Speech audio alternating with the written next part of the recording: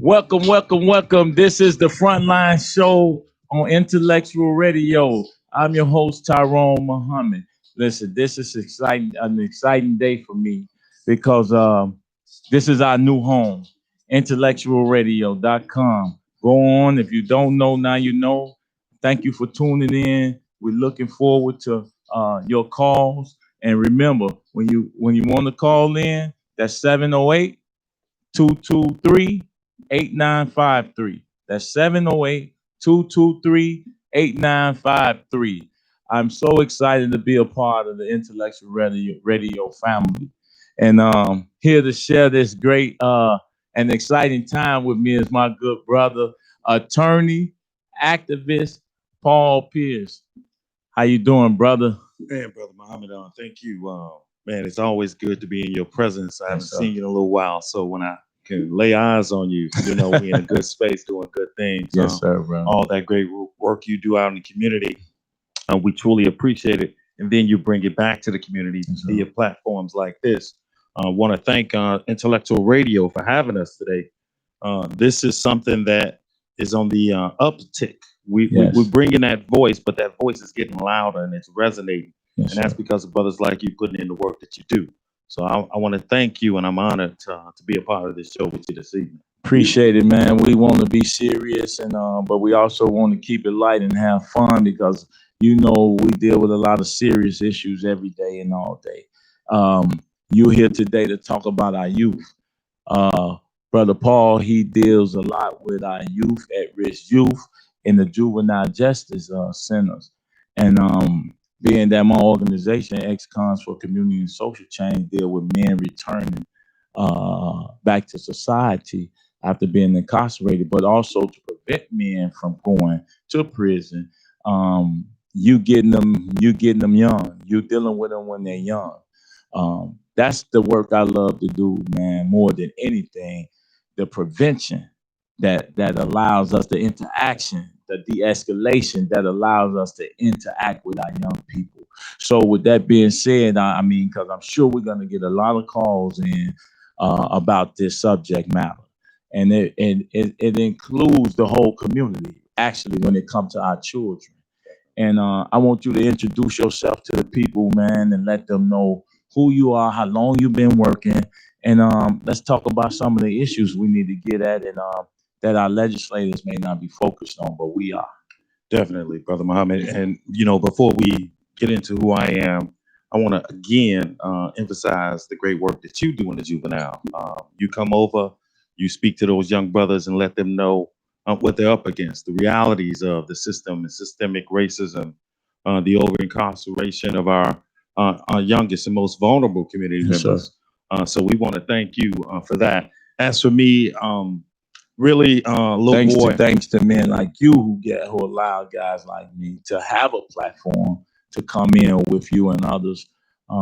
That's the benefit of camaraderie, brotherhood, comradeship, and you letting us know and putting me in tune with what that looked like, that system looked like. And you could I'm sure you're going to let the people know how it looked, the type of money that is being allocated to keep our sons and daughters isolated from us, as well as the mismanagement of our children. Yes, sir. Yeah, Brother Muhammad, exactly. As we've been on this journey together, we made a documentary film. One of the highlights of that documentary film was the information that you dropped. Yes, sir. But we're going to get into that. That's what this is. We're going to have a deep dive, serious conversation about what this system of caste looks like for our community members. Wow. And why our babies go from the plantation into the penitentiary, right? So we'll do a deep dive on that. A little bit about me, little boy from the south side of Chicago, grew up on the housing projects on 45th and Cottage Grove, apartment 710. My room was the room with the paddling on the floor. When it was time for me to get up and go to school, my uncle came in from work, woke me up, told me, young man, this is now my bed. You get up, you go to school while he got some rest. As I traversed to and from school, sometimes we walked over dead bodies. Sometimes we walked over needles from, users from the night before.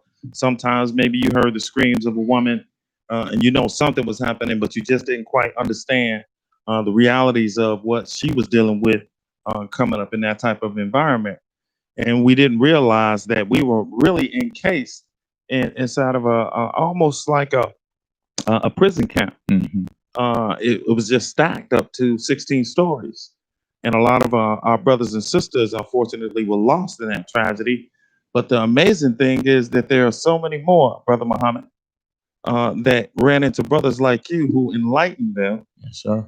To bring them to the other side where they understood what they were up against. And they said, wait, I'm not going to help somebody destroy me or my community. We're going to uplift our community. We're going to demand some policy changes, demand some economic empowerment, and demand some education that actually benefits our people rather than relegate our people to a sub status in this so-called American society of freedom, right? Yes. So that's a little bit about me. But this is more to you than that. I mean, you being modest. The fact that you, DePaul University, Yes, sir. put yourself through law school, Yes, sir. and still had the time and the foresight, you know. And I see how personal you take it when it comes to our children, our juvenile, man. I watched you make your issue, our issue, and our issues, you know, resonate. Yes, sir. So with that being said, man, what led you and drove you? Let me ask that question. What led you and drove you to dedicating and putting that type of time into caring about our children, our youth, when it seemed as though their own parents and the community they come from, don't have a grip or a grasp on them or grip on their activity or behaviors? What made you, you know, be so I'm saying present as it relates to our young people? Well, the reality is this, and I'm not gonna sit here and make it seem like I was always in this mindset. I was one of them little light skinned boys that got A's and B's in class and got opportunities. A large employer, one of the largest employers in telecommunications, brought me on board at 18. I had corporate cards. I had the ability to move around this country and do some things. Right. And I was looking back at my brothers and sisters. Now, this is the insanity. This is the insanity. I really want our listeners to key in on this. The insanity was, hey, I'm doing it. Why can't y'all do it? Now, meanwhile, I have 3 siblings, 3 brothers, all have spent time either in federal or state penitentiaries for extended periods of time. And all I could do was try to hire them a lawyer and say, don't F up again, right? But the reality is, as I traversed around the country, the same things that were happening to black men and women in Chicago was happening in New York, was happening in DC, was happening in Miami, was happening in Atlanta, was happening in Houston, was happening in LA. And I'm saying, wow, this ain't just my brothers, my siblings, my biological family. This is my brothers and sisters throughout the United States of America. And that is when I said, you know what? No matter how much money I make, no matter how much I can pay to hire an attorney to defend my family members, this ain't their fault. Right. Some of this is targeting. And we're going to get into that when we talk about our young people and we where have that a call pipeline on is. too, and you keep that fire right there. I love that, because the people need to understand that we are a community and our children are our future. And caller, how you doing? Thank you for calling into the Frontline Show. Any questions, suggestions, comment? Hello. Yes. Welcome to the Frontline Show. I'm Tyrone Muhammad. Are you on? Hello? Yes, you're on. Hey, I'm sorry I couldn't hear. This is Karen Hicks from A Few Good Women. Hey, Karen. Hey, King. You know I love you. You already know that. Yes, I ma'am. love that you're taking a stand, being a man, exposing, because we don't even know that we don't know. We don't know that we don't know. That's we right. really don't know that we don't know. And if anybody knows anything about Innocent Project, they make money off of this, babe. Yes, They yes, make they money do. because they educate their people. Matter of fact, a lot of our guys that go to prison that have not committed a crime, let me tell you how this goes with Innocent Project. They get these cats out. They know these cats gonna have a lawsuit, and they connect them with their daughters and their granddaughters and their nieces. And it's really time for us to get involved with our men, with our black men, whether they did the crime or they did not do the crime. We've been taught to turn our nose up when other nationalities are grabbing our men, taking them up under the wing. So, Yes. Tyrone, Yes. I'm glad you're having this show because, like I said, we don't even know that we don't know what we don't know. That's right. And the time that COVID is giving us right now, it's time for us to get educated. It's time for us to understand and quit turning our nose up. So, brother, you keep on speaking, educate us. I don't want to hold you up. Tyrone, I love you. Continue doing what you're doing, babe. I'm going back to listen. Have a great day. Thank you, Karen, for calling in, and I appreciate it. You always you have always been one of my strongest supporter and voices as it relates to the work that we do in changing the reality of our communities and our people. But Paul, with that being said, listen, 21 years in prison, me. The state, the system has all the money in the world to keep my son, our nieces, our nephews incarcerated. They had all the money in the world to keep me incarcerated for 21 years, 2 decades, brother. But upon release and us amalgamating back into society, they housed us for 2 decades, but they have, with, 48? And you're going to reveal another number, the cost of housing our sons and daughters.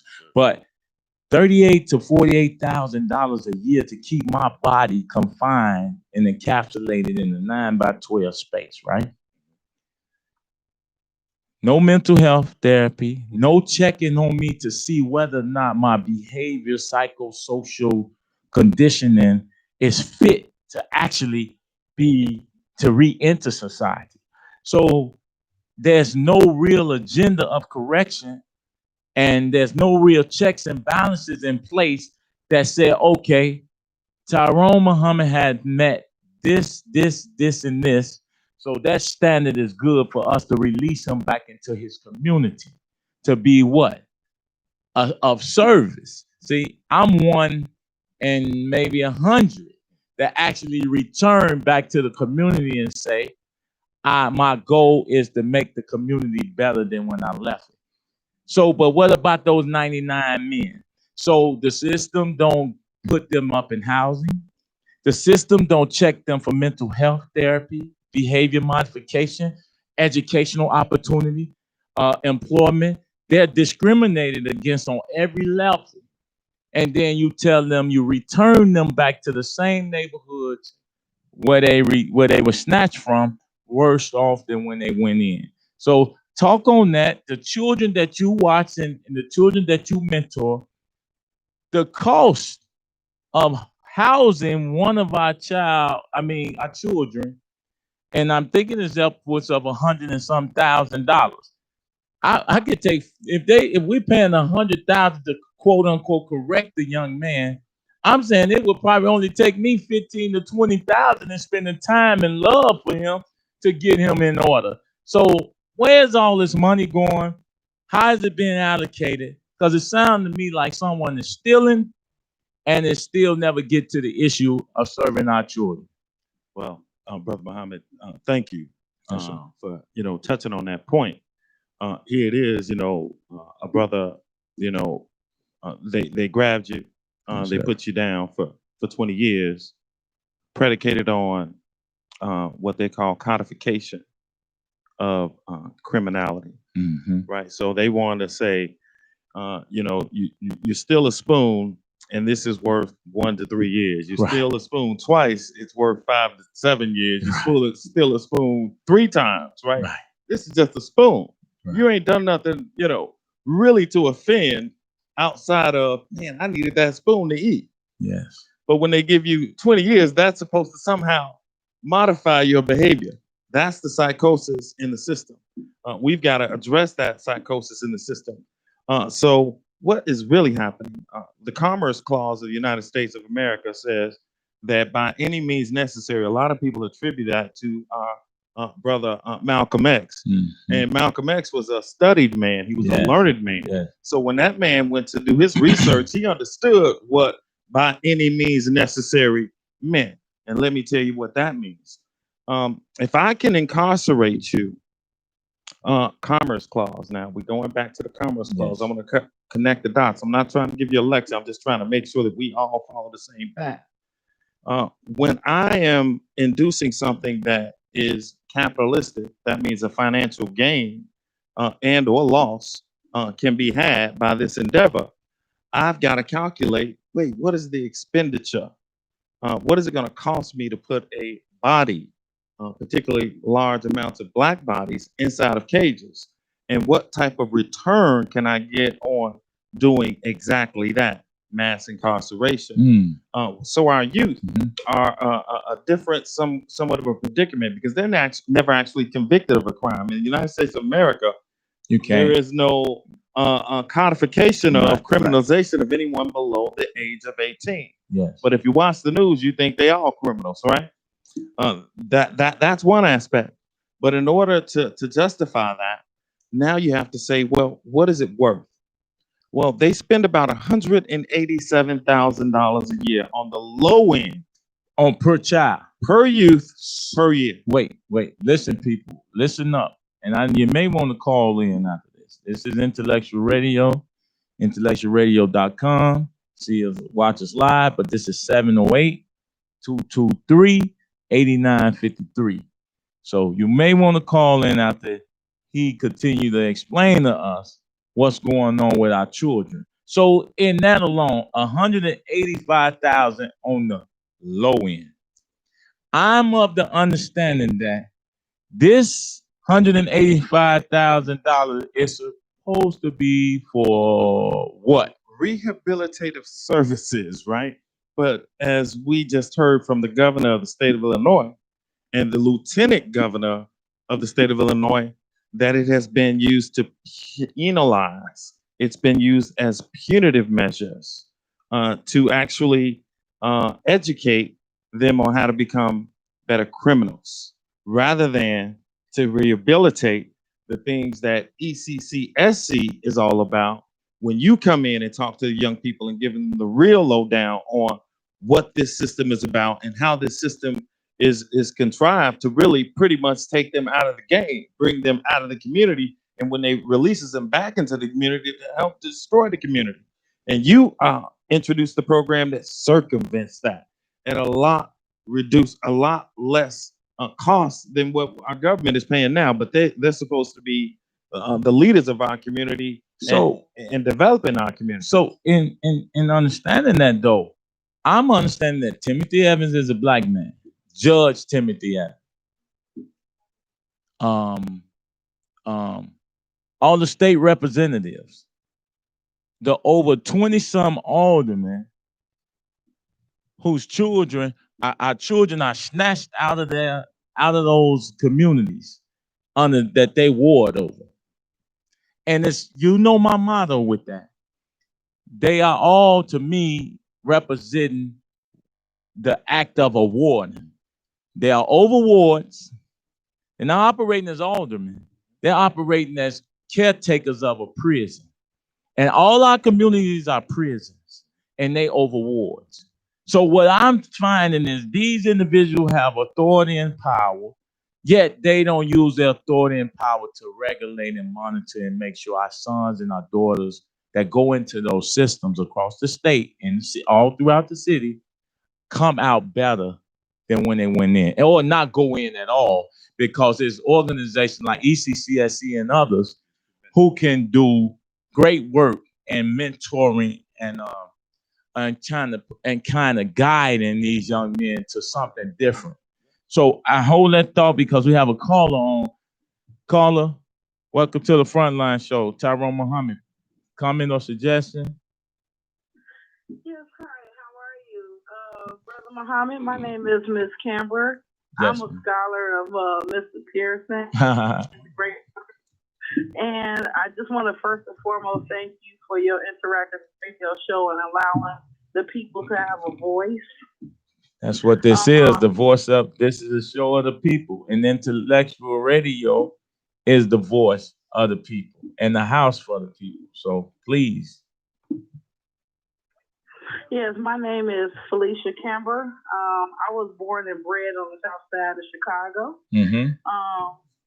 And I'm 33 years old. And one thing that I have been listening on into the radio show is the misallocation of funds for the rehabilitation of, people in disproportionate areas. And one thing that I can say what plays a big part is that rehabilitation for the Black and brown man begins in prisons and institutional areas. Yes. And rehabilitation for the Black woman begins in workforce and training groups. And yes, great. And cook and chef and for Walmart and whatnot. And just a little history about me. I don't want to hold your show up, but to be honest, that my father and my mother, they were both people of the Black Panther Party. Yes, my ma'am. grandfather worked for the city of Chicago, and he was part of the Black Panther Party. And going back to Daly, where there were so many injustices done, that there were brothers that's older than me, maybe about 5, 6, or 10 years old, that was like, hey, Felicia, get back to school. A lot of these brothers that were guiding the youth are being targeted and being in prison at this point because they are over the age of rehabilitation, which is basically like 17 to 24. Yes.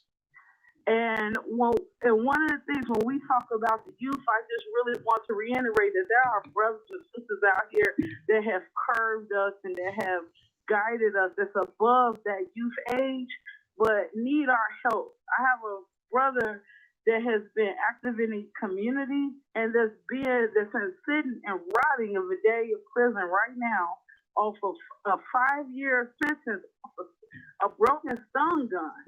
He gave his daughter a stun gun because her best friend was gang raped by a group of people. And at this point, he gave her a stun gun to protect herself, and then he's facing 5 years. And he's been part of community legislators. But what I wanted to bring to the audience is that there are more than just the youth that's being targeted. There's a lot of brothers that can do active justice, like Mr. Pearson was saying, that's overlooked because they're not in the age range and they're riding in halfway homes and penitentiaries off petty crimes. And right now, there are KKK Klansmen that's being charged for murder of several hundreds of thousands of Black and brown people that's being sent home on an emergency habeas corpus. But a Black man can't get sent home on a habeas corpus based on a 5-year stun gun sentence. Yeah. So, and the funds are being allocated inappropriately. Yes, ma'am. And I'm a scholar of Olive Harvey College. Like I said, I'm born and bred on the South Side. And Mr. Pearson has been a great educator of mine to elevate my thinking. Now, although I said I'm born and bred on the South Side, I had a large part raised in the suburbs. And when I came to Chicago public schools, they said, hey, you had to be either ROTC or you had to do sewing or you had to do customer service. But I had been exposed to music, to archaeology, to horseback riding, and there was nothing in the city in a public school for a brown girl like me to be a part of. So even though my Iowa test scores were extremely high at the time, I was sent to alternative school because of my conduct, because I was always fighting. I wasn't the type of girl that was going to fit into the trend. And there's a lot of young women like me are out here that's been fighting against. They say women have a bad rep in customer service, but at the same time, they've been pushing up customer service to Chicago public schools. Well, listen, thank Sister Felicia. I thank you for calling in. And I mean, with the information and knowledge and being that Paul is teaching you the way that he's teaching you, I expect that he'll be bringing you back with him maybe the next time he come back. So we thank you for the information and continue to share the word, continue to uplift and be a great part of the community, man. We thank you and thank you, Paul, for being a great teacher. So with that being said, I never met a child that was irredeemable. I've never met one child that was irredeemable. Often when people classify or label our children in that way, that's because they can't reach them. You understand what I'm saying? If we really loved our children and we was really about the process of finding them the best help in tutelage or in mental health, whatever that looked like, we would search far and wide for the right person that can match the key to that lock. So you may have a key, but you may not have a master key. So you can unlock a lock, but you don't have the master key to unlock the mind and the heart of that child. So I've been with people and they're by witness that even when I see children that are that appear unruly on corners, there's no corner that I'm afraid to jump out on with those children with guns in their waist and everything to interact with them. So that's a different heart, different spirit to really love and even sacrifice for to get your community in order, or to even say a kind word to touch them young men. You're not gonna touch them all because you don't have enough time and enough space. I watch you work in those juvenile facilities. And just saying this, I'm gonna say this, and then I'm gonna let you close on that point. When you can't reach them, you reach out to brothers like me, and you say, "Hey, Todd, come on in here, man, because I'm not getting at them." So, and people often say, "Man, are them the same children that were just?" It's not that they not the same; them the same children. But you don't possess the will, the heart, the love, and the spirit or the energy to touch them in a way that transform their thinking. And that's tend to be the case with them facilities. They don't bring the right people in to nurture. Instead, they lock guys like us out because of our past. And when in fact our past is uniquely suited to get these young men on the right track. Because if I've done it, I've served time, I did that stuff that y'all glorifying about in these videos, and then here we go in your face. What we're gonna do? Speak on that, Paul. Brother Muhammad. But you're exactly right. That's why I knew I had to reach out to brothers like you. Right? They see me come in as a law student and they think I come from, the suburbs and a big mansion. Right. They don't know what it is that I've been through. But when they hear from brothers, when they hear the truth from people who have experienced exactly what they experienced, and they ain't never talked to them before. Right. But when they hear you talk, they know everything that you're talking about. Now they can have a relationship that's established. It's at a spiritual level, but it's also at a mental and an emotional level. Yes. Because they know this brother telling me what's real because he ain't never met me, but he know my whole story. Actually, he might know some of my family that came before me. That's right. So now you have that reliability, that trust established. Now you can have a conversation with a young brother about what's right and what's wrong and how to react to negative experiences and overcome them. We already know that these brothers, actually the brothers that are being locked down, whether they're at the youth level or the adult level, are typically our leaders. They're going to snatch the leaders right from the top. And there was something that I teach cannabis law. Yes, sir. I teach cannabis law over at the city colleges. And right? we need it, given that our bodies built for prisons was pipeline for cannabis is the gateway to the heroin and the coke. So now that it's legal, who's we not benefiting from that. So there you go. So this is what this is connected the dots. So Felicia takes the cannabis course. She just got a certification now. She can work in the cannabis industry, right? So how do we establish pathways towards redemption?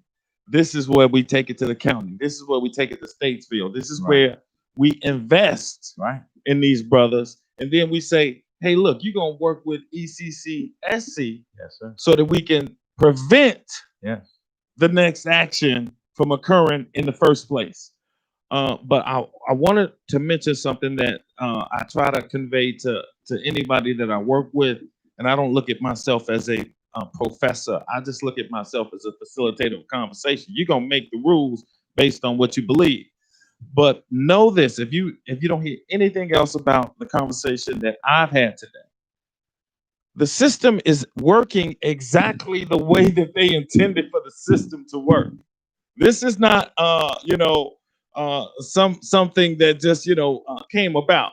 The black man, the brown person, has been oppressed systemically on purpose because that has economic value in oppression. Yes, sir. Right? You can't know what's good if you don't know what's bad. And they created us to be the bad folk.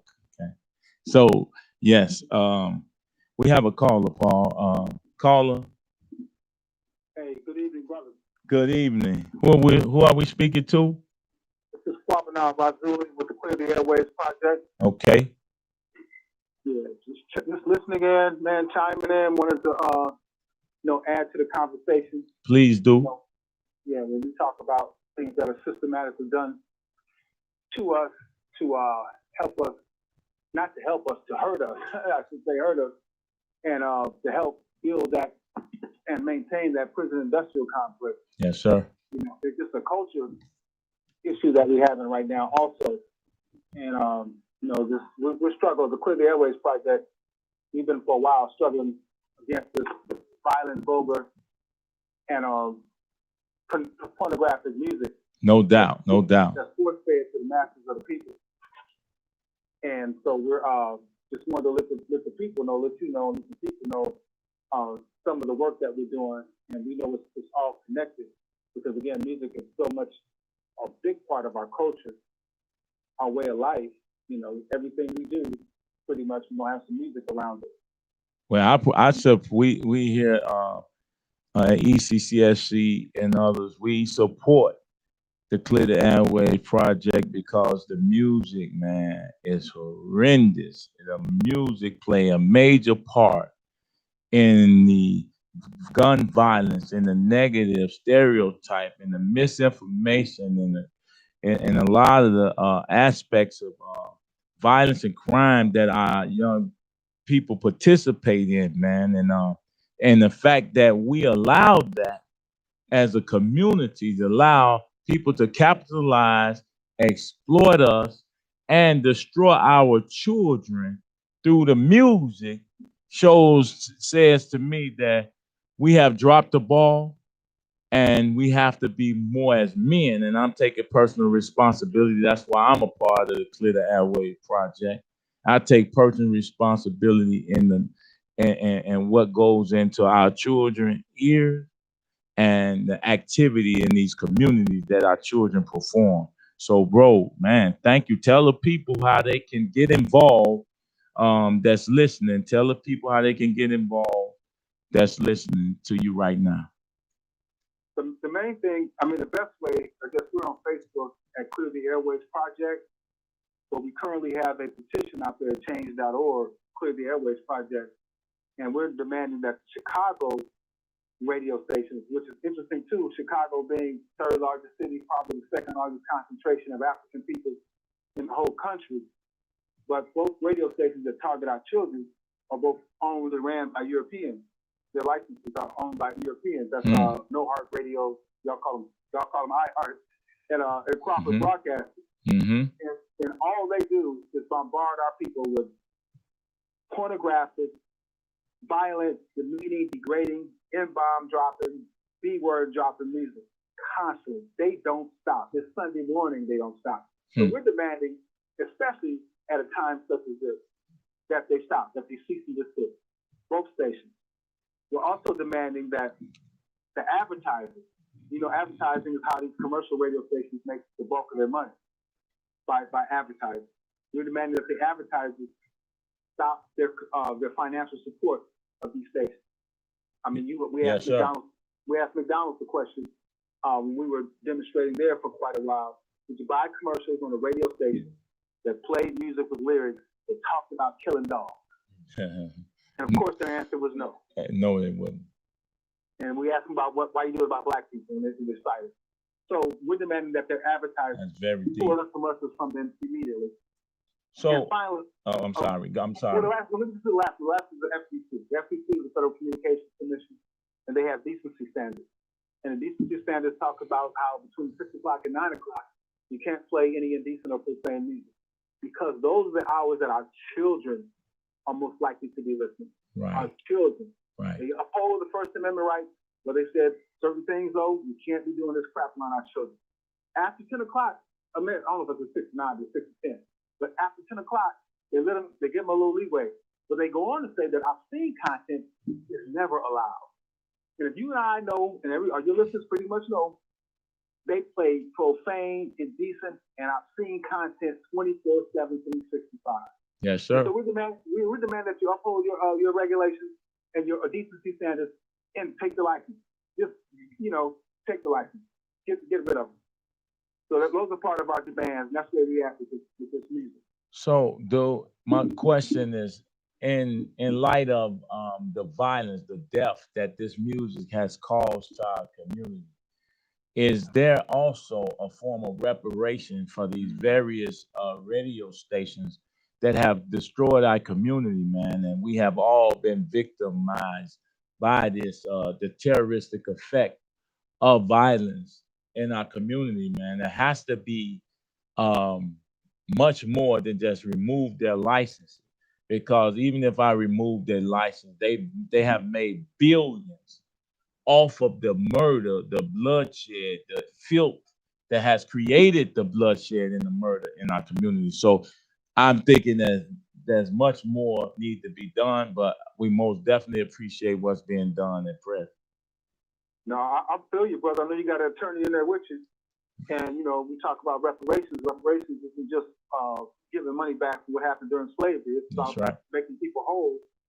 It also goes on to the Jim Crow and all these things. They're still accumulating reparations debt that they owe us with the continued oppression and exploitation of our people. And these radio stations is for instance, you talk about that, like iHeartRadio.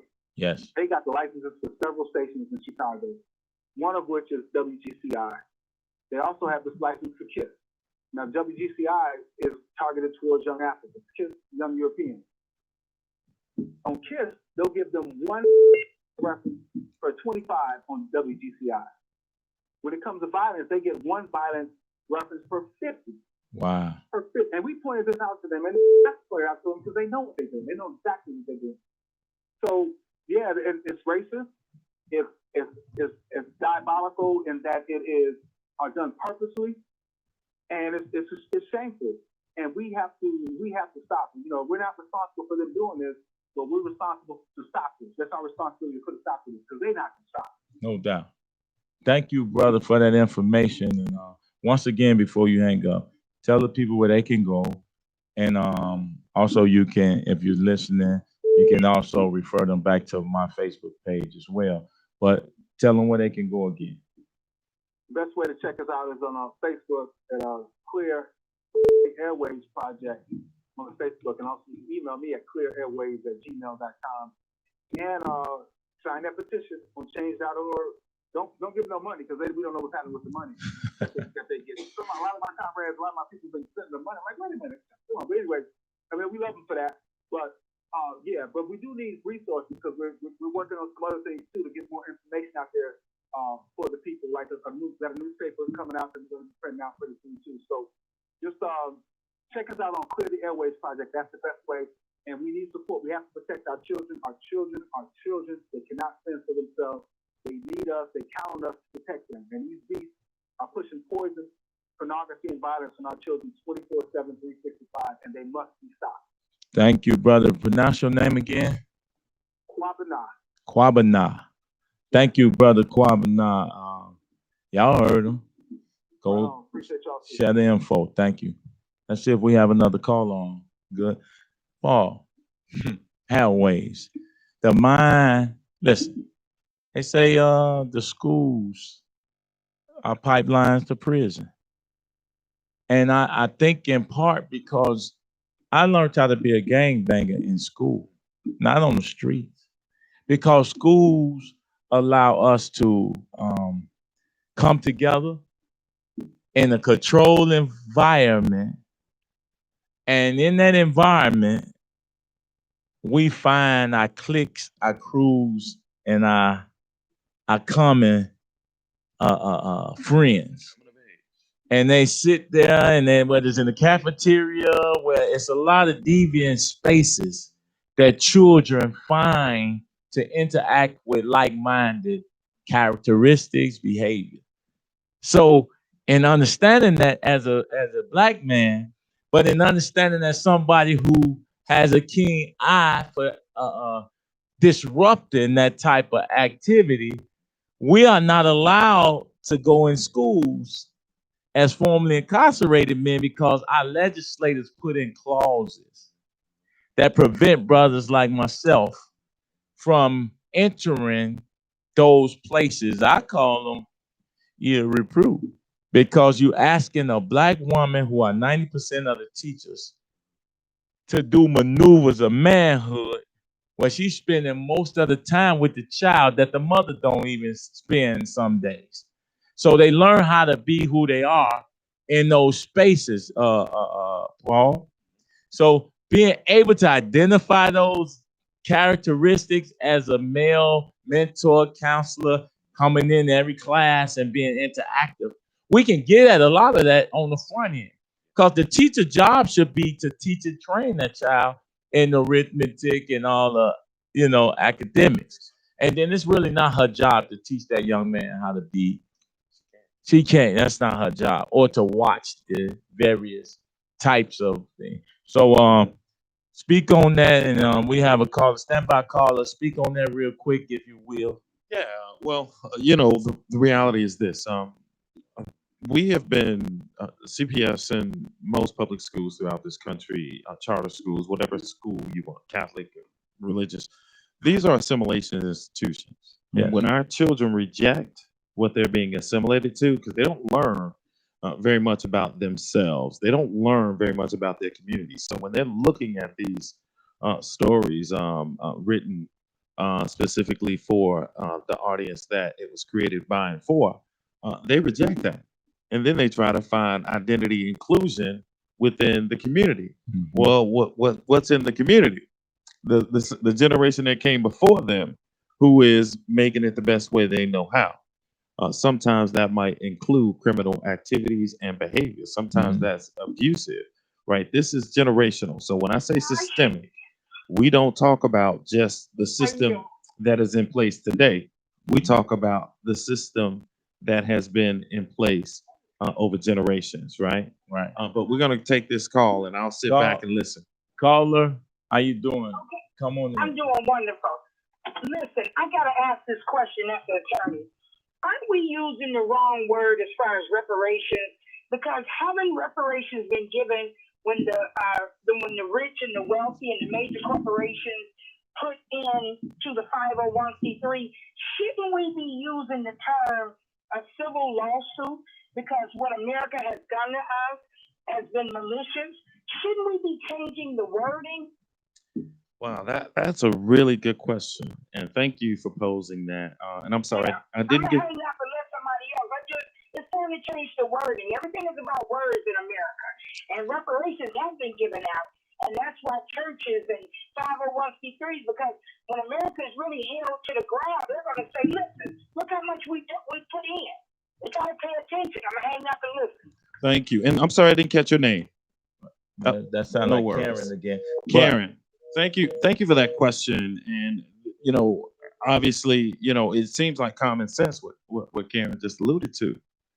Is this a civil suit that we can bring against? Because that's UN type stuff, right? When you Right. start talking Here's- about damages to human souls and characters. Here's the caveat. The corporation that is the United States of America cannot be sued for actions that were lawful at the time that those actions. The United States can't be sued, but the men who formed the United States have companies that benefited off of the condition, so we can trace that easy. Well, there's some amazing scholars who are doing some of that exact work right now. So I don't want to, dive too deep into it because it's not my area. But her question was the reparation. But is reparations the right word, right? So what we found is that there were reparations allocated to the descendants of those who were brutalized over in Germany. We know that the tribal Indians here in the United States, the Seminole tribe, anyone that has the opportunity, please go look it up. Right now, they're receiving billions in reparations for atrocities demonstrated against those people who were Seminole descendants. In the state of Alaska, there's a thing called a permanent fund, which is also a form of reparations. That is given annually every year. Every citizen of Alaska gets a permanent check fund that comes from the oil reserves that they are now drilling in the state of Alaska. So permanent check fund. It's a permanent check fund. I mean, that's a word. Yes. You know how I feel about the term. We've had this discussion before. I think that we have everything we need. In this sense, look at the trillions we spend. We could control our communities. We could control our vote.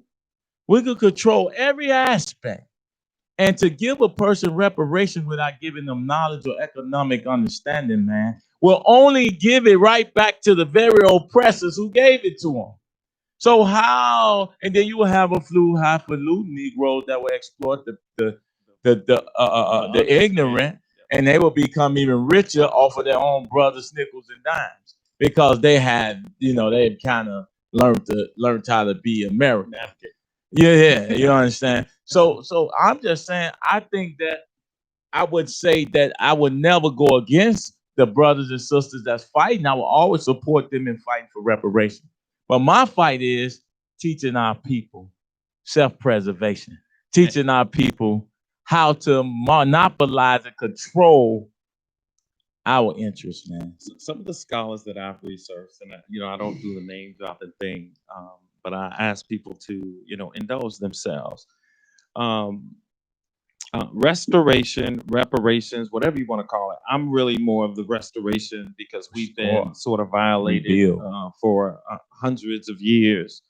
So if you repair something, that means it was broken in the first place. I don't believe Black people were broken. I believe Black people need to be restored into the positions that we held, not just at our native lands, but the positions that we deserve to held here in this country for all the sacrifices that we've made. But that's, neither here nor there. The point being, reparations doesn't necessarily just mean money.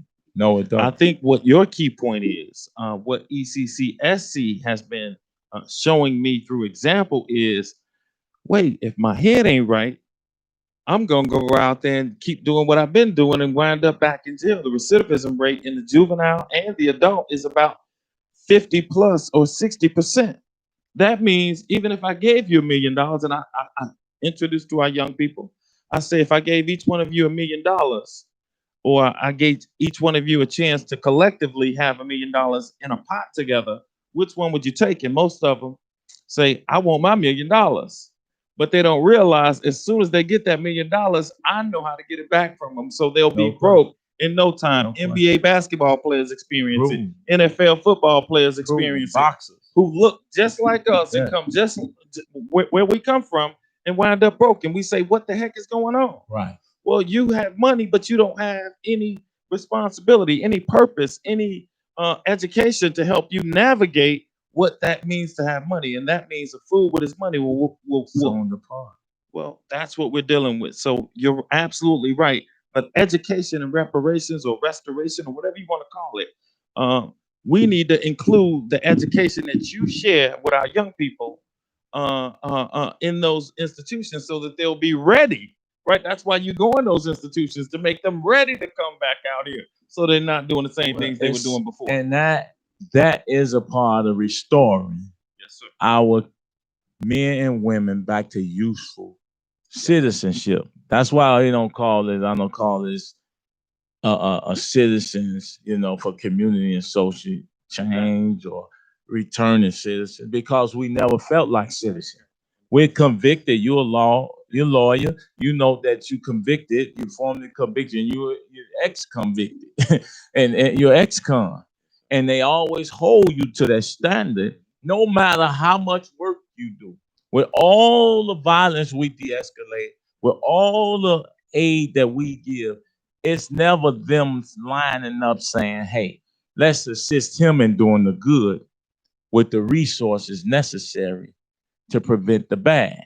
You understand? They will always have space and room for me to error, and then have space and room to lock me back up if I make one fault or one error. All the good that I've done don't even matter. That you would think I would then be able to store up some favor, right? But that often doesn't happen. So as ECCSC motto goes, it's going to take us to save us. Why are we looking for outsiders to do for us what we're more than capable of doing and providing for ourselves? We have a lot of billionaires in our community. We have a lot of multimillionaires in our community. And I'm just thinking at some point, we have to lean on that, or even on our own understanding, to get at what we need to get at. Well, thank you for mentioning that, my brother. That's key. But I think, sometimes we have to reverse engineer our mindset.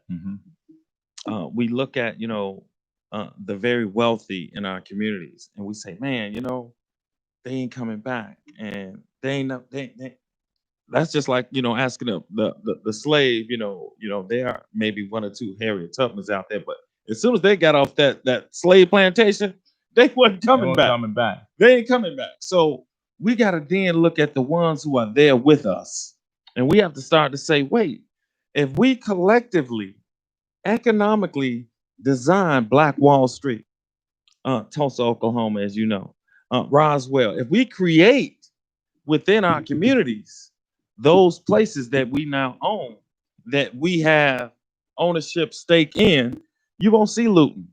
You'll see Black men and women. No doubt about it, because you take a sense of pride, and that's the thing. Our young folk, I hate the narrative that politicians have given our children.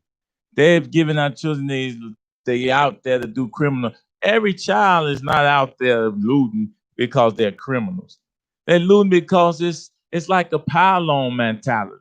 They easily influenced. So don't label our children as such. They're deviant at this point, and all of us have been. We just didn't have the social media apparatus that allowed us to meet in conjunction. What is it called? Conjoined at a location and merge on some madness. And it's just, with that being said, we have a few minutes left, I believe, and I would like to, yes, sir. I'd love to close on. Thank you for saying what you just said. Right. So when we have a disconnect, when something is disjoined, and we don't recognize it, we think it's normal. I'm going to point out something. There were two young men who, as the city of Chicago shut down the lakefront, dived into the lake, and one was swept away, no longer to be seen. Those young men don't look like us and don't come from our communities.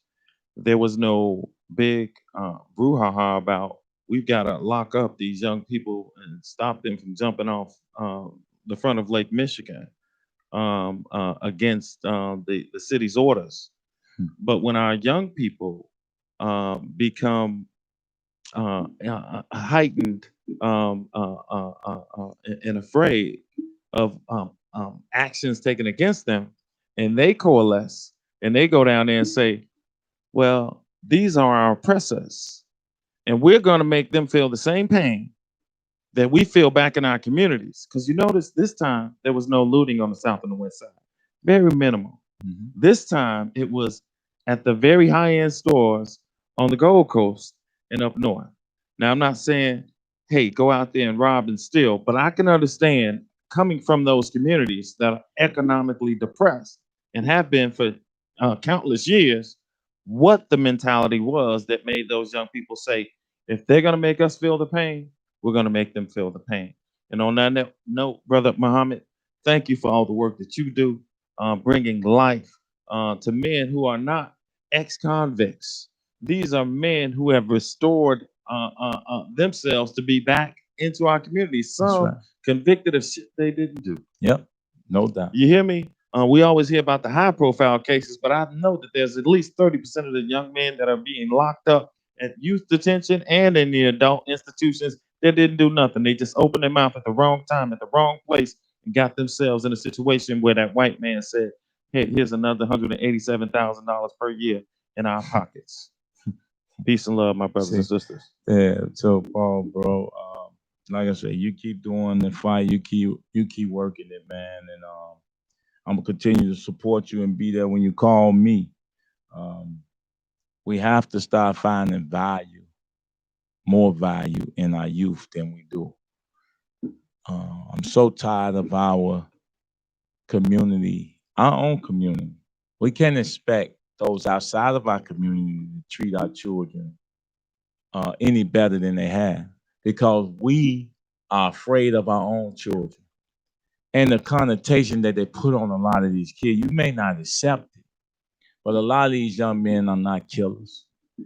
Now, they are shooters. They shooters. They shoot anything, women and kids.